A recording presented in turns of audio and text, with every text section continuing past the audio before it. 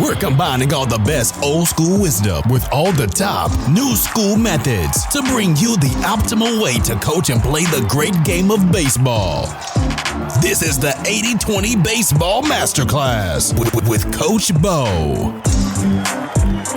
Welcome 80-20 baseball coaches. This is Coach Bo. Man, I'm fired up to get this episode out to you. In this episode, we're going to talk about getting hitters better by doing it differently than it's been done since the beginning of time with batting practices. We are going to discuss randomizing your batting practice pitches and we're going to discuss and I'm going to explain and try to illustrate and highlight the importance of keeping our batting practices similar and, if possible, almost identical to the game.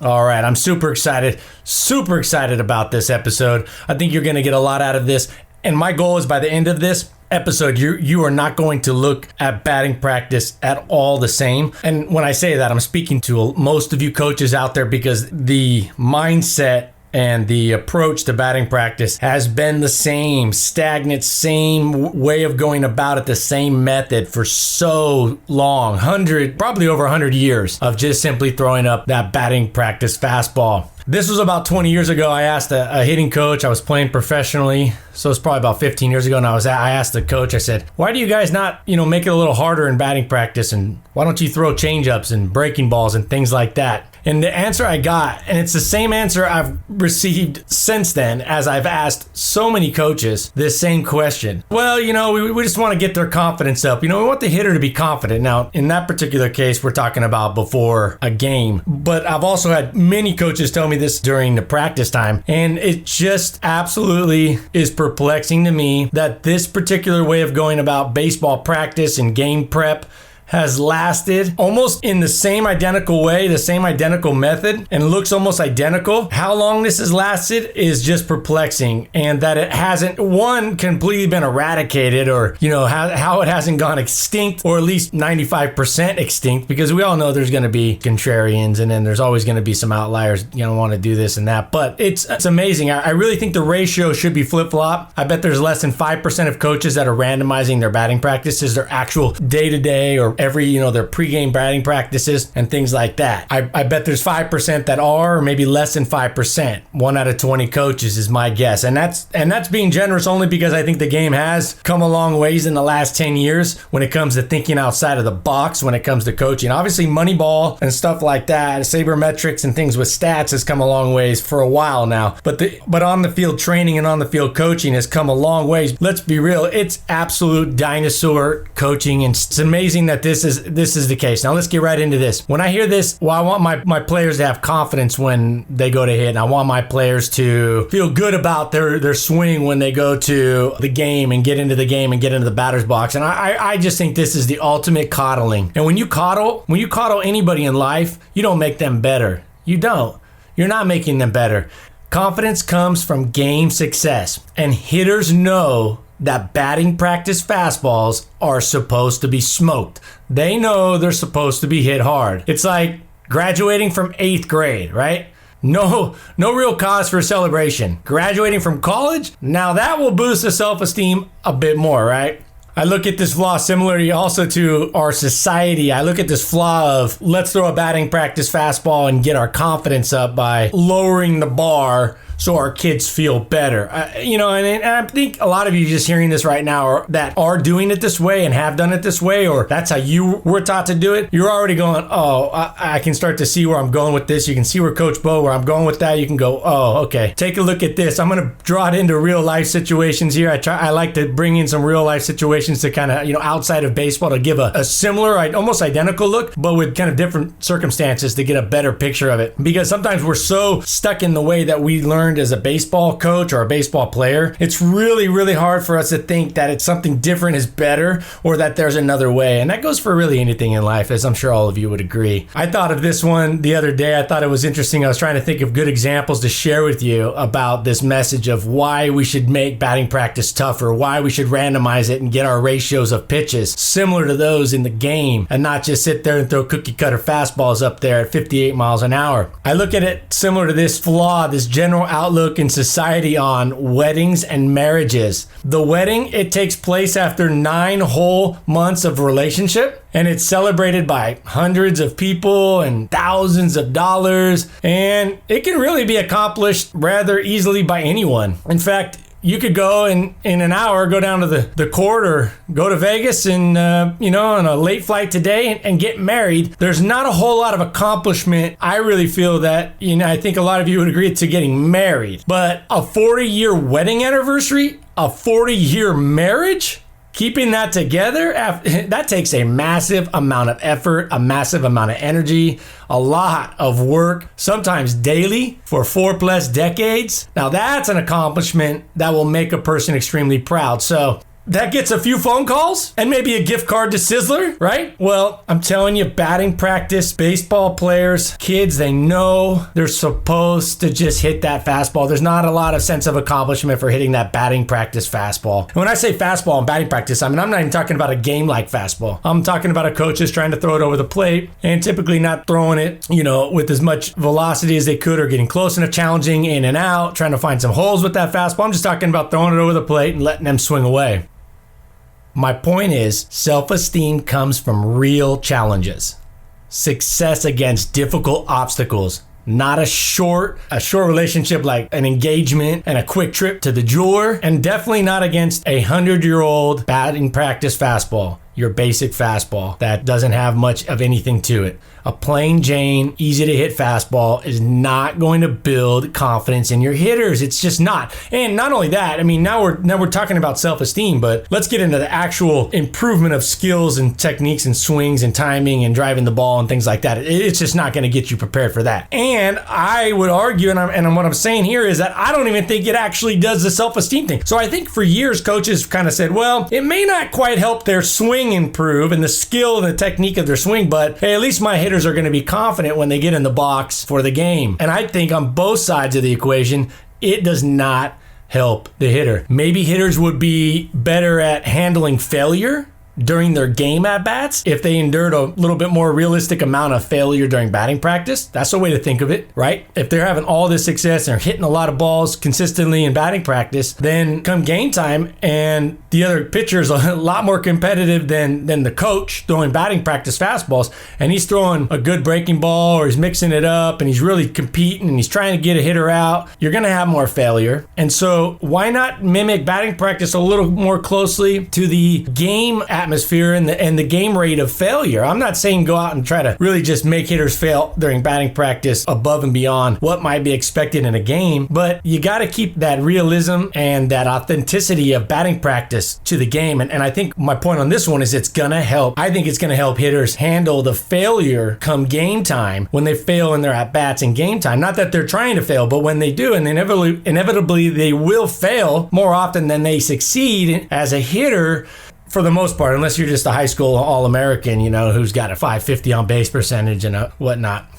But they're going to fail more often than not, and so I think that kind of better prepares them for the game, having a more realistic batting practice. So also, another example or another reason why I think that it's really important to have batting practice mimic the game. There's really no urgency to make adjustments and fixes and improve during practice when everything is roses and players are just crushing the ball off the wall and crushing the ball and hitting, just at the worst case, they're hitting a hard ground ball the vast majority of the time. So there's not going to be much urgency. There's not going to be the desire to make a lot of fixes because the struggles just aren't really there. And if they are, they're few and far between because the pitches they're seeing are just meatballs and everybody's getting their home run swing on and whatnot. So I look at this like an analogy to like taking a test in school. Batting practice fastball. If that's all you see is a simple fastball and BP. And worse is when you see an underhand toss, a soft toss, underhand. That's one thing if you're doing it in the cages as a drill, but I see this out on main diamond batting practice drills. This is crazy. Even if you're sitting in a chair, coach, just throw it overhand. Don't underhand it. I look at this like this is the same as studying for a test in school. And you got to study. The test is going to be on chapters 1 through 4. And you only read and you only study chapter 1. And you know nothing. You don't practice. You don't see anything from chapters 2, 3, and 4. How are you going to do on that test? All right. Yeah, you might guess and get an answer right, especially on those Scantrons. And you might run into a hanging breaking ball. you ran into it. It was a little bit more just coincidence. But overall, it's not a good approach. So this is exactly the equivalent of a pitcher throwing only batting practice fastballs. And here's a good baseball comparison. Have you ever before a game had or seen or as a pitcher done this? Go in the bullpen and your pregame bullpen, even your practice bullpen, and all you do is throw fastballs. When you have a changeup and when you have a breaking ball, I understand youth levels, they may just be sticking with the fastball, hand size and mound distance and things like that, and just overall control of the body. Sometimes you got to stick with that fastball and just really hone that in when you're 6, 7, and 8. But when you get to a certain age and you have a fastball and a breaking ball and a changeup, or you have at least a second pitch, can you imagine pitchers? Can you imagine Max Scherzer going into the bullpen before a game and Mad Max is throwing fastball? He throws 40 fastballs or 30 fastballs, not one off speed pitch, not one changeup. Not till the very first pitch or the second or third or fourth pitch of the game does he actually get the grip of a changeup and get that throw and that feel for that. No, it's not happening. It's not happening. It just doesn't happen. And so that's the exact same thing, and that's in the exact same sport. Yet if somebody said, hey, when you take your pitchers down to the bullpen before the game, you obviously just have them throw fastballs, right? You don't have them ever throw their other pitches. They would look at you like you're crazy. Yet we go out in batting practice and all we do is throw these batting practice fastballs. And which is even worse, because at least a pitcher throwing a fastball is going to be probably throwing at game speed and off of the game distance mound, and everything's going to be realistic in game intensity. But a batting practice fastball, not only is it one-dimensional in terms of pitch type, but it's a lesser version of that one pitch for the most part. When you talk about the general velocities and movement and approach to hitting inside and outside parts of the plate from the opposing pitchers come game time. All right. Oh man, baseball has always lagged and dragged its methods slowly towards progressing, and this has to be the ultimate of those. This has to be the ultimate. And I know I'm kind of going on, but you have to hear me. This is something that needs to change. This has to change. And you know what? The good news is those of you listening, 80-20 baseball coaches, you guys have a huge advantage. Those of you that are already doing this, and I'm sure there are some of you listening that are already doing this, keep it going. Double down on this, all right? And I'm going to share some bullet points on the steps that I think work the best here at the very end. Those of you that are not doing it, as soon as you switch, you're going to give your team a huge competitive advantage, because the vast majority of coaches and teams are not doing this. It's an interesting note here is you are seeing major league hitters. I've seen an improvement. I haven't seen the stats and the data on this, but it seems like I've seen an improvement on them hitting off-speed pitches and things like that, especially the breaking ball. And I think a big part of that's probably related to them in their training, not their batting practice, but in their training, whether it's in the tunnel, under the stadium, or their own personal training in the off-season. I think a lot more of them are using and hitting a lot. They're turning those pitching machines, velocities way up. They're getting closer, so they want to mimic something being 100 miles and 105 miles an hour. So when they get in the game and that 95, 96 is not super extreme to them. I also see the pitching machines these days there's a lot of good pitching machines out there that you can randomize the pitches, but they're expensive. But I think these professional teams, college teams, high-level high school teams, these teams that can afford it are getting those. And I think it's helping the hitters react and not just sit there dead red. And it's making it more game-like. So thus they're going to have more success when the game comes around. So I'd be shocked if the entire baseball world is not looking back in just 10 or 20 years. Now remember, this has been a method that's been going on, a strategy, really not even a strategy, just kind of a way of practicing and pregame prep that's been going on for 100 years. So when I say I'd be shocked in like 10 or 20 years if we're not all laughing unanimously about the fact that 99% of batting practices are so far from replicating an actual game, an actual at-bat in a game, I would be shocked if we're not looking back and just kind of laughing at it and just like, can you believe all they used to do is throw? I mean, I don't know. It would shock me, but then again, baseball is so slow and people are so just kind of stuck in their ways. And this is how my grandpa did it. This is how my dad, this is how my coach in high school did it. And it's hard to see something when it's not the normal, when it's so different. Not that it's so different to throw multiple pitches, but it's so different than just what's really been out there for so long.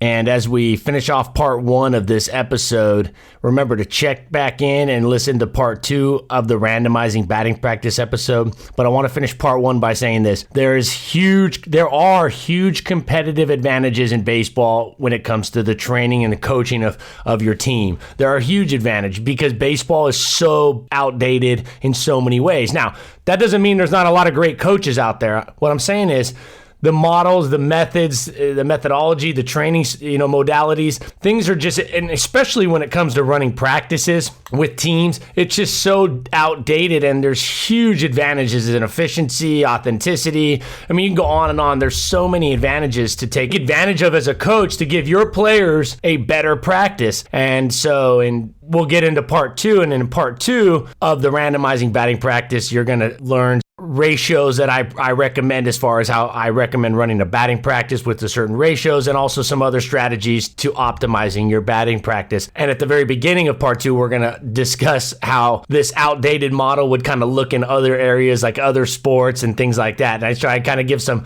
hypothetical examples of how other sports would look if this is how they were doing it. And again, it gives you a chuckle, but it also gives you a little bit of context, and in that we can see how poor baseball training is and how far it has to go when it comes to when it comes to practices. The individual training has made leaps and bounds. The drive lines, the Eric Cressy's, the Texas baseball rants, the Tom House's, the Florida baseball rants, these guys, they've made huge strides with that. And in all your local areas, all your local spots have made big strides. But when it comes to that team coaching and running a practice and running it efficiently as a coach, as a head coach, there are some huge advantages, and we're going to get into that in part 2. So make sure to check out part 2. Now, before I see you back here in episode 35 for part 2 of the batting practice training and the applicable part, the actionable steps that you can use out there in batting practice to make your batting practice better, I want to share with you a bonus here. I read an outstanding article the other day by Mike Reinold. Mike Reinold is over at MikeReinold.com. Mike as in Mike, REINOLD.com. If you are a high school coach, definitely a college coach, a pro coach, you need to read all of his stuff. If you're a youth coach, it may be a little advanced, some of the stuff he's talking about, and that's okay. You can go and read it. It's interesting stuff. He puts out good videos. He does a good job of explaining it. He also is used to working with very advanced athletes, and that's okay. Now, what I'm going to do is take this article, his study that he wrote about in his article, and I'm going to try to break it down so every coach out there, every parent, every player can understand what I thought it showed and what I think he was trying to convey, and he does a good job of explaining it. It's a very well-written article, and I just want to put it out there in even more of a layman's term approach. The article is titled "The Real Reason Why Weighted Baseballs Increase Pitching Velocity and Injury Rates." The real reason why weighted baseballs increase pitching velocity and injury rates. You can go read all the numbers that he came up with, or that the study came about with, and the conclusion that he made, and the article, go read it at his website. And you may be thinking, well, why am I qualified to talk about this particular subject, the weighted ball subject? And I think that's important. Credentials, resumes are not always that important. I think at the end of the day, you got to listen and do your own deducing, your own vetting. And I love deducing and using deductive reasoning, but I also like to just see if things add up. And we'll get into that in a second. As far as my background on this, I have a lot of experience in this subject. One, I'm a kinesiology major. Now, sure, that had a lot of PE classes involved, but we did do muscle biopsies. I had courses like exercise physiology, anatomy, and classes like the biomechanics of sport and exercise. So there was definitely some course loads there that was based in what he's talking about here in this article, weighted baseball study that he did. I also pitched at Long Beach State for 4 years, a super high level, well-coached program, and I played professional baseball as well. I've trained pro, college, and high school players using weighted baseball programs, a system that I used from all the research and all the training that I've received and all the testing that I did, and I put together a system, and I've used that with professional players that pitch at the major league level, all the way down to high school players. I designed that system using all the research and programs, like I said, that have shown promise, that are out there. Number 4, I got certified by Tom House. Originally, a while back, I got certified by Tom House in the National Pitching Association. Now, Tom House has gone more into quarterback coaching, working with Drew Brees, Tom Brady, and some of those studs, but he really was big in pitching and still gets involved with pitching, and he knows so much about pitching, but the National Pitching Association, I went and did a pretty intensive certification, and much of it was based on weighted ball training. Some of those practices have come about and evolved and changed that we learned, but the understanding of it was very much discussed at this training. Also, I've been over to Driveline. I flew over to Driveline earlier this year, and I watched all their athletes in action. I watched closely. I got a good tour of it, so I've seen Driveline in action. And lastly, I've done the majority of the weighted ball exercises that are discussed in these programs, that are done in these programs. I've felt firsthand what's going on in the arm, in the shoulder, in the recovery periods after using weighted ball throwing programs. In fact, I was using weighted ball training back in 2004 when I was playing professionally. Now, I was kind of willy-nillying it, and that's kind of what Mike gets into in this article is like, hey, these willy-nilly programs, and even some of these that seem to be more advanced programs, we got to be cautious with because there are still questions to be answered. Now, Mike is a physiotherapist, an athletic trainer. He's a movement coach. He's worked with many professional baseball players, over a couple decades of experience in this stuff. You know, when you read this article, you'll see exactly that he knows, or he has that experience, but he's very upfront about there's still questions to be answered. So before I jump into my take on the article and what every coach, player, and parent can learn from it, I want to briefly discuss studies, in which I'm going to throw some caution to the wind. I'm going to talk about studies in general. We hear a study on this, a study on that, and science says, and studies. Okay, it's everywhere now, in my strong opinion. And I've spent a lot of hours talking with my brother-in-law who designs, creates, builds, and runs studies. He's a professor over at the University of Colorado Boulder. Now, he's in the subject of criminology, so I don't really get into that too much because it's way over my head in terms of the stuff he's learning, the stuff he's looking at. But I do spend a lot of time talking to him about the construction of quality studies. It intrigues me. I love science, I love studies, but I'm intrigued by the fact that we just give so much credit and believe so quickly studies without actually just simply breaking them down. And I also think in the school systems, we don't do a good job of teaching students, middle school, high school, how to thoroughly vet a study and really kind of essentially score it and give it a score in terms of its credibility and whether we can take the conclusion and trust it at all or a little bit or a lot. And so in my strong opinion, many studies out there we see in today's society, when we read these, we need to take some steps back and we need to thoroughly vet these studies before we give 1 ounce of credence to any of these studies. We all come across a plethora of studies, and we hear these studies get cited day in and day out, and I'll cut right to it. Here are my 6 steps. So, you know, there's a lot of people out there in the world, right, that are saying this is bad or that's not good, but they don't really give you their action plan, and I try to really avoid that. I always say if I'm going to I think it's a first step to know that one thing is flawed or something is flawed, you must know that there's a better way, or how would you know it's flawed, right? Inherently, if you can deducing from that or using deductive reasoning, if you can say X is flawed, there should be another alternative. You can't say that something is flawed without knowing that there's a better way. You can say, hey, I don't know, it doesn't seem right, but you can't definitively say something's flawed. So I want to share with you the 6 steps, the 6 questions I use when assessing the validity of any study or any data set. And yes, what I'm about to discuss can and will help you assess any study from anywhere done on any topic or subject in the world. Any topic, any subject, any study that you come across. Here goes. Number 1, sample size. How big is the sample size? How many subjects, how many things people are studied? How big is the sample size? Is it dozens?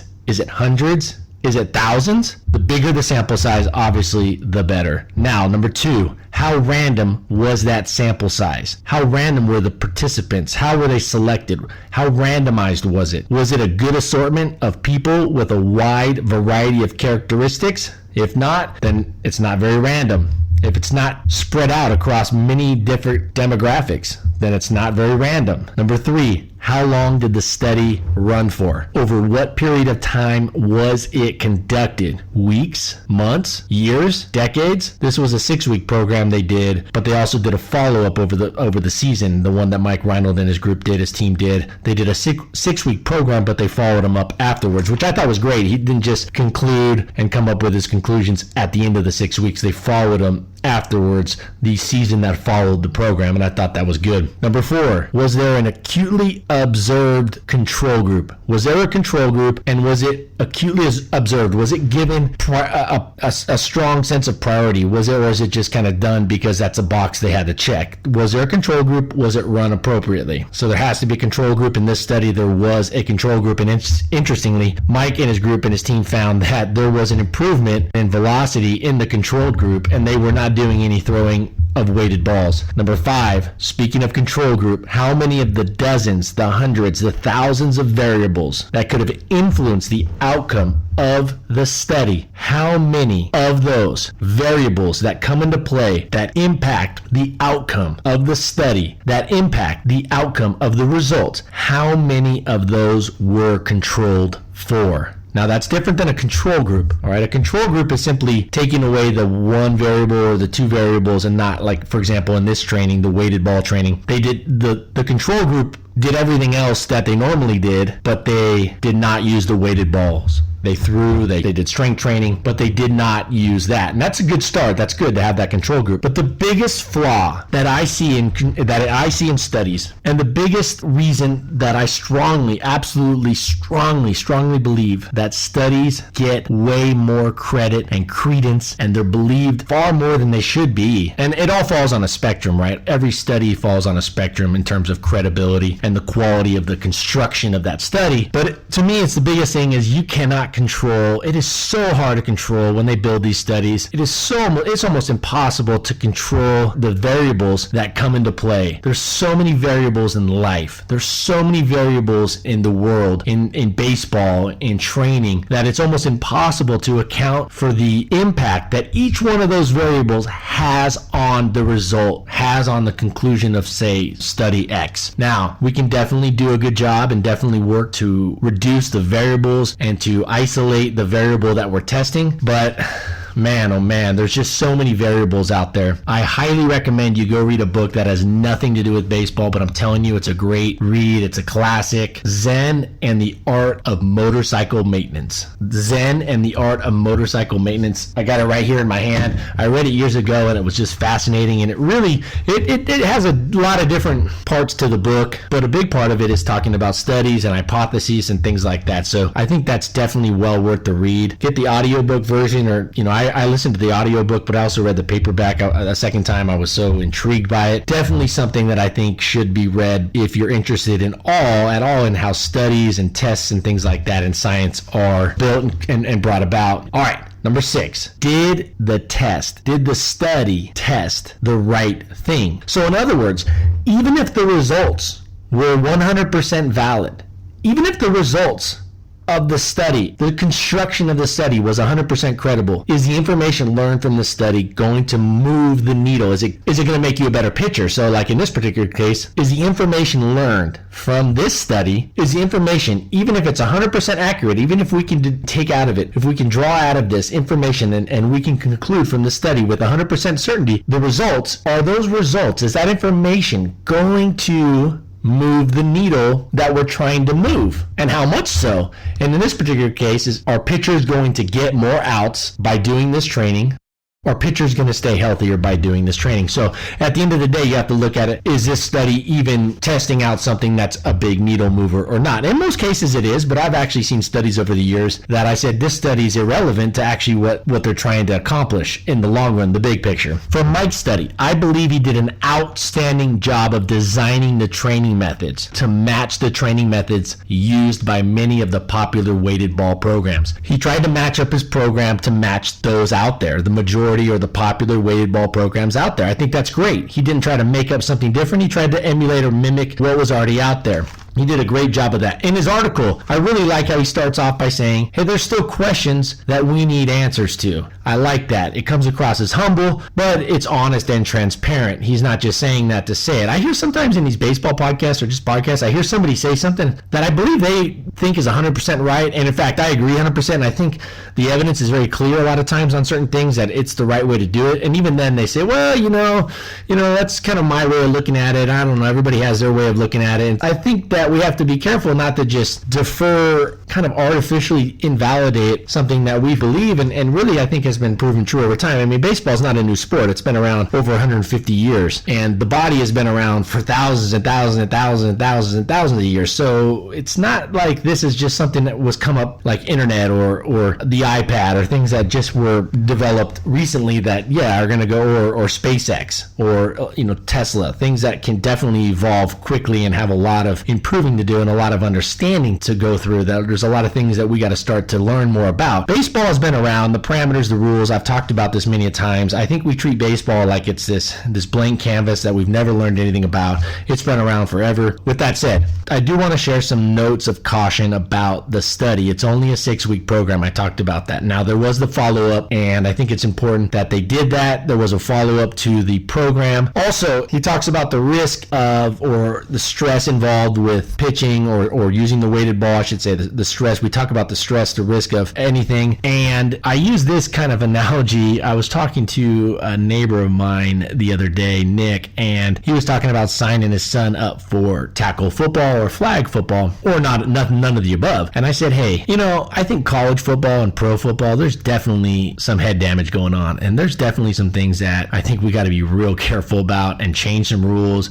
I think this kamikaze head first, a nosedive, hitting, tackling. So go back and watch a football NFL film video from like the 50s. And it's faster. The players are faster now, sure. But their technique, like tackling, they use their arms a lot more then. Now they just missile at people. So anyways, I was talking to my neighbor about this and I said, hey, there's one way of looking at it. Well, do you want your kid to suffer some, maybe a concussion while he's in high school, or maybe a knee injury? And again, I do think that once you get to the elite levels where they're just flying so fast, especially the NFL, then I don't know, I'm a little, that definitely would worry me as a parent. I'm lucky I don't have a son, then I would definitely be very hesitant to play like that level. But when you play like Pop Warner and things like that, and junior high and high school, I don't think it's fast enough, and I don't think they play long enough to have enough injuries, or especially head injuries, in my opinion, that are going to be just these life-altering. Now, that again, there are definitely some kids, I'm sure, that have had some injuries that are pretty bad. But my point is this: do you want him to suffer from 60 years of being a wimp because he's not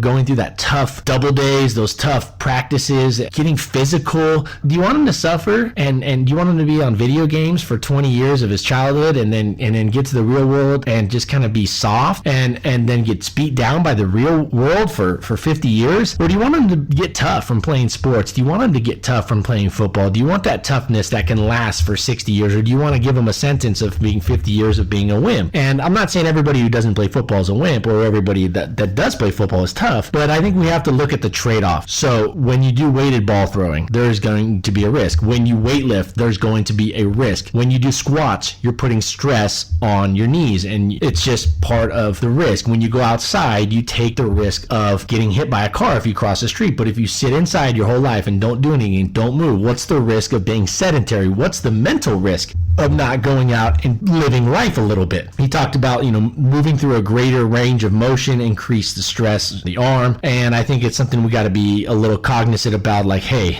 all right, if you don't want a player to have any arm injuries, then he should never pitch. But if he doesn't pitch, maybe he's not a part of a team, maybe this, I think it's something to trade off. We want to do it in a healthy way, but also I think not doing it or avoiding it is not always the best answer. Now, one thing they were surprised to find in the study was a significant gain in shoulder external range of motion. If you ever look at a pitcher that's, loading up the pitch, you'll see their arm kind of lay back. It's called lay back external, a shoulder external rotation, range of motion. Their arm really lays back, almost like you're pulling the slingshot back and then you're about to whip it forward. They were surprised, and this kind of surprised me, that they were so surprised to find a significant gain in shoulder range of motion. I'm surprised because any pitcher or any thrower, especially a pitcher that's thrown a football, say more than 10 times, can, with just a basic awareness, feel their arm and shoulder layback increase. They can see it get greater just after 10 throws, and definitely they'll see a difference on throw 10 than on throw 1, 2, and 3.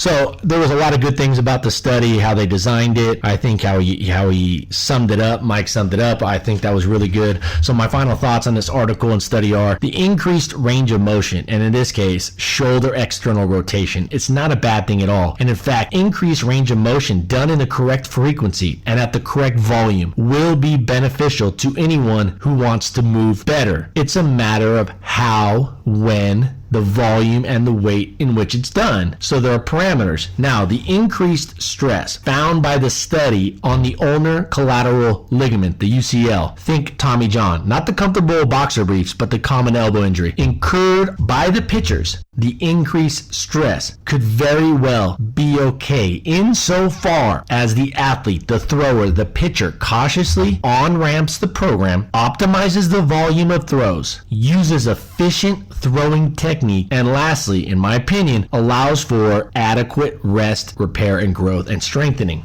But how often are those requirements followed closely? How often are those parameters stayed within? Not very often, right? I don't think all four of those. Let me say them one more time. I do believe that a weighted ball program can help, can be beneficial, but you got to know what you're doing. There's still questions to be answered on this. Every player is going to be different, so you can't cookie cut the approach because you can cookie cut part of it, sure, but you can't cookie cut all of it, and you have to adapt it for the player's age, their body development, their technique.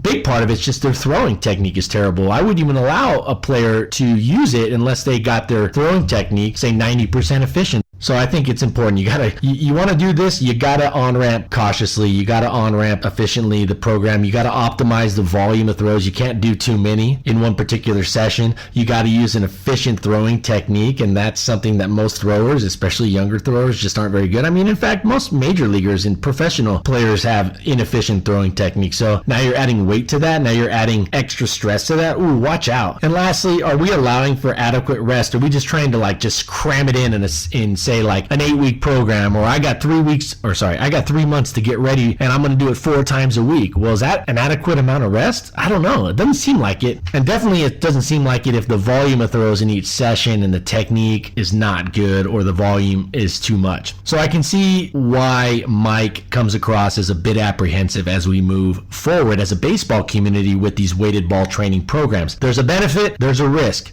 The problem is individualizing the program, I think, to each kid. Until we can see inside of an arm and see on the microscope, the cellular level, the damage or the stress and this, and then we know exactly what we're looking at on top of that and able to assess that stress and how the damage or the lack of damage or this and the fatigue and whatnot, the muscle. Until we can see that, those questions that still need to be answered out there, we got to wait for.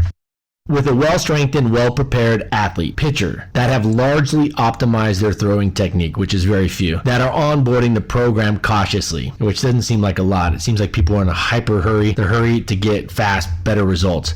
That are allowing for rest and repair between throwing sessions, that are avoiding an excessive volume of throws at each session. Then, if all of those are met, well, then I do believe that a weighted ball throwing program can be beneficial and also have very limited risk. We definitely know it can increase velocity, but how much risk is associated with it? And also, one thing we haven't talked about at all here is, does it improve the accuracy or does it hurt the accuracy of the pitcher? Does it improve the pitcher overall on the mound? Does it allow them to get more outs more efficiently while also staying healthy? So I wanted to touch base on this article. Go read the article if you have time, especially if you're a coach that works specifically with pitchers. Definitely if you're a pitching coach that's using weighted ball training, or a professional player or a college player or high school player that's using that, or you're a parent that has players using it, go read that article. But I really tried to sum it up here as best I could. I think it's really important to break it down into a way that everybody can kind of see it and with some clarity and get something out of it. So if you have any questions on that, email me at coachbo@8020baseball.com. The website, it's coming along here. I'm having it rebuilt. I wanted to make it even better. We built it about a year ago, and I just went through an overhaul to make it better for you and the people that are visiting, that are coming to it. So right now it's still undergoing that build up, and I got some people working on it, and myself, I'm working on it too. But when that comes back here, and I'll let you know, when that goes back online, there is a dynamic warm-up. There is a dynamic warm-up that is built, that I've built, that's on there, that's available for you, that uses weighted balls, but not in a throwing way, but in a way that you can use it as part of your warm-up routine to help actually give your arm a healthier start to a throwing program. Now, it's not a massive throwing routine program or a throwing weighted ball throwing program like the one that Mike did or that you see out there in a lot of places. It's a warm-up or part of the warm-up, part of the dynamic warm-up for the arms, for the shoulders, and it's very effective in getting the arms loose. You never want to throw to warm up. You want to warm up to throw. You want to warm up before you throw. You don't want your first arm warm up to be a throw or part of your throwing program. When that's back up, I'll let you know. And that's it. This has been Coach Bo with 80/20 Baseball. Hope you guys are enjoying this. If you got any comments, questions, Coach Bo at 8020baseball.com. You can follow me at Twitter, 8020_baseball. Take care of yourselves, take care of your families, and I'll see you on the flip side in episode 35. This has been the 80/20 Baseball Masterclass. Take it to the field.